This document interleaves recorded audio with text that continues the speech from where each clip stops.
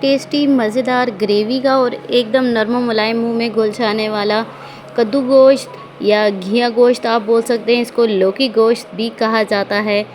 किस तरह आसान टिप्स के साथ छोटी छोटी टिप्स हैं, ट्रिक्स हैं, जिनको फॉलो करके एकदम मज़ेदार और ज़बरदस्त ग्रेवी वाला गोश्त हम बनाएंगे।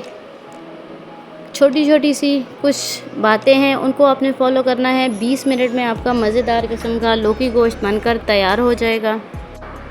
बेसिक से मिसाले जो घर में हमारे मौजूद होते हैं, किस तरह हमारे खानों को मज़ेदार किस्म का बनाते हैं। और सब्ज़ी आपने कब किस टाइम डालनी होती है कि वो अच्छे से गल भी जाए और उसकी लुक भी ख़राब ना हो।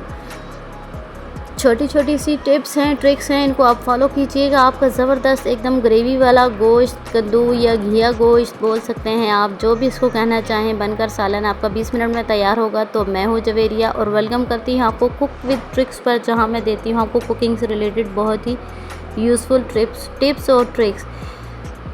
तो वीडियो को आपने कंप्लीट देखना है ताकि आपको सारे स्टेप्स अच्छे से समझ आ जाएं। और वीडियो अच्छी लगे तो लाइक ज़रूर करते जाइएगा और चैनल को सब्सक्राइब करते जाइएगा ताकि अगली आने वाली वीडियोस आप तक टाइमली पहुंच सकें। तो जी जनाब, आज बना रही हूँ मैं मज़ेदार किस्म का लौकी गोश्त। इसमें आप गोल कद्दू का इस्तेमाल भी कर सकते हैं, रेसिपी आपकी सेम होगी। और लौकी जो होती है उसको भी यूज़ कर सकते हैं। मिक्स गोश्त है मेरे पास, हड्डी और बोटी वाला, इसको हम यूज़ कर रहे हैं। किस तरह 20 मिनट में हम इसको ज़बरदस्त किस्म का गोश्त भी हमारा गला हुआ होगा और लौकी भी बिल्कुल ज़बरदस्त गली होगी, लेकिन वो उसके अंदर घुलेगी नहीं बल्कि निखरी निखरी सी नज़र आएगी। तो चलिए, प्रेशर कुकर में बना रहे हैं हम।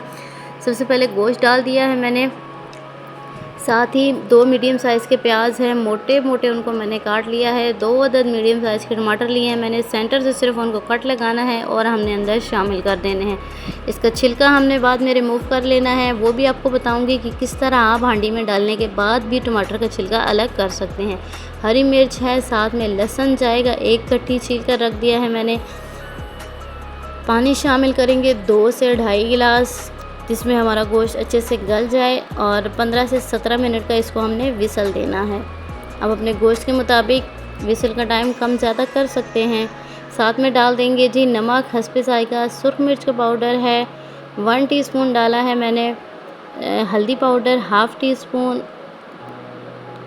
खुश्क धनिया पाउडर डाल रही हूँ 2 टीस्पून। खुशबू अच्छी आएगी, जायका बढ़िया आएगा। और चंद दाने इसमें जाएंगे कलवंजी के। थोड़ा सा इसको मिक्स करेंगे और फिर हमने अपने प्रेशर कुकर को बंद कर देना है। और विसल आने के बाद 15 से 17 मिनट तक इसको विसल देंगे और फिर इसको खोलकर चेक करेंगे कि हमारा गोश्त गल चुका है या नहीं। तो चलिए, अब हम इसको बंद कर देते हैं और मीडियम टू हाई फ्लेम पर इसको 15 से 17 मिनट तक छोड़ देंगे।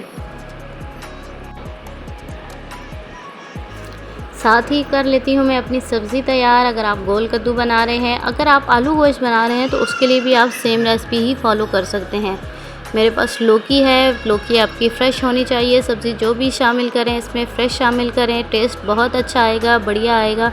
अगर आपके बच्चे सब्ज़ी नहीं खाते तो आप इस तरीके से बनाकर गोश्त के साथ उनको दें, आपके बच्चे भी अच्छे से मज़े से सब्ज़ी खा लेंगे। बल्कि अगर आप इस शेप में काटें, थोड़े मोटे टुकड़ों में, स्क्वायर शेप में हो, तो बच्चों को समझ ही नहीं लगती कि आलू हैं या कोई और सब्ज़ी डली हुई है। तो चलिए जनाब, सब्ज़ी मेरी बनकर तैयार हो चुकी है और 17 से 20 मिनट गुजर चुके हैं। अब हम अपने गोश्त को भी चेक कर लेते हैं। गोश्त में पानी भी आलमोस्ट खुश्क हो चुका है और गोश्त भी गल चुका है। अब हम इसमें से टमाटर के छिलके सबसे पहले अलग कर लेंगे।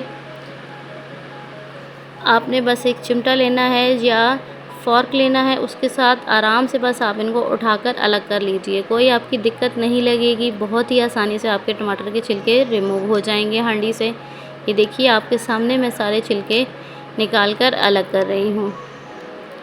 टमाटर के छिलके अलग करने के और भी बहुत से तरीके हैं, मैंने शेयर भी किए हुए हैं अपने चैनल पर। छुरी की नोक पर लगाकर आप मीडियम फ्लेम पर उनको चंद सेकंड के लिए सेक लें तो उस तरह भी टमाटर का छिलका अलग हो जाता है। फ्रीज़ किए हुए टमाटर का छिलका भी अलग हो जाता है। बहुत से तरीके हैं, आपको जो तरीका ईजी लगे आप वही यूज़ कर लिया करें, लेकिन टमाटर का छिलका रिमूव ज़रूर कर दिया करें, क्योंकि हांडी में तैरते हुए छिलके बिल्कुल भी अच्छे नहीं लगते। उससे आपकी हांडी का सारी लुक जो है वो ख़राब हो जाती है। अच्छा जी, अब हमने आँच थोड़ी तेज़ कर देनी है और इसका पानी अच्छे से खुश्क करना है। साथ ही कुकिंग ऑयल शामिल करेंगे और 1 टीस्पून मैंने इसमें शामिल किया है ज़ीरा कुटा हुआ, क्योंकि भुनाई करते हुए जब हम इसमें गरम मसाला डालते हैं तो उसकी खुशबू बहुत ज़्यादा फैल कर आती है और बहुत ज़्यादा अच्छी आती है, उसका टेस्ट भी अच्छा आता है। इसलिए हांडी की बुनाई करते हुए गरम मसाला ज़रूर शामिल कर दिया करें जिस हांडी में आपने शामिल करना हो, इस्तेमाल करना हो। पानी इसका खुश्क हो चुका है और अब हम इसमें शामिल कर देंगे अपनी सब्ज़ी डालकर हमने मज़ीद इसकी भुनाई करनी है मीडियम टू हाई फ्लेम पर 5 से 7 मिनट।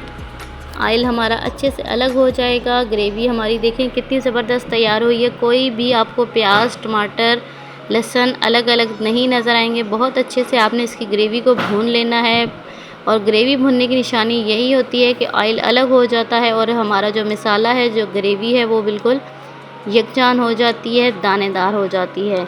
2 गिलास पानी डालेंगे और मज़ीद इसको प्रेशर देंगे। आपके पास टाइम हो तो आप इसको इसी तरह प्रेशर दिए बगैर भी 20 से 25 मिनट तक अच्छे से कुक कर सकते हैं। आपकी सब्ज़ी गल जाएगी बहुत अच्छे से। मैंने इसको सिर्फ 5 मिनट का प्रेशर दिया है और हमारी सब्ज़ी बहुत अच्छे से गल चुकी है। देखिए, ना तो उसकी लुक ख़राब हुई है और ना ही वो टूटी है, लेकिन बहुत अच्छे से गल चुकी है।